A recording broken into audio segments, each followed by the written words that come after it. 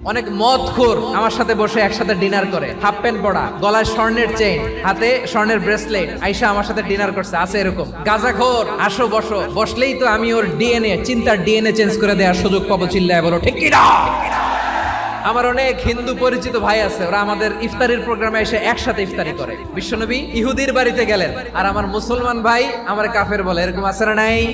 মুসলিমরা দেখতে পারে না, সহ্য করতে পারে। বিষ্ণু ইসা ইসলামের খাদেম ছিল ইহুদি, এতদিন খেদমত করলো, একদিনও বিশ্বনবী ওর কালিমার দাওয়াত দেয় নাই। কারণ কি? বিশ্বনবী একটা ভালো সময়ের অপেক্ষা করতেছিলেন। দায়ী সুযোগ খুঁজে কখন দাওয়াত দিলে ব্যাটে বলে হবে, ঝোপ বুঝে কোপ মারে। বিষ্ণু ইসা ইসলাম ভালো সময়ের অপেক্ষা করতেছিলেন। দেখি আস্তে আস্তে এমন সময় আসছে, ছেলে এবার মুমূর্ষ। যখনই টাইমিং পেয়েছেন দাওয়াত দিলেন, পড়ো লা ইলাহা ইল্লাল্লাহ। প্রতিবেশী ইহুদি হোক হিন্দু হোক, যাবেন, সুসম্পর্ক রাখবেন, উপহার দিবেন, বিপদে পাশে দাঁড়াবেন। অসুস্থ হইলে একটু আপেল নিয়ে যান, আঙ্গুর নিয়ে যান। ইসলামের বিউটি দেখে, সৌন্দর্য দেখে অবাক হবে। নসিব ভালো হলে কোনোদিন কালিমা পড়ে মুসলমান হয়ে যাবে।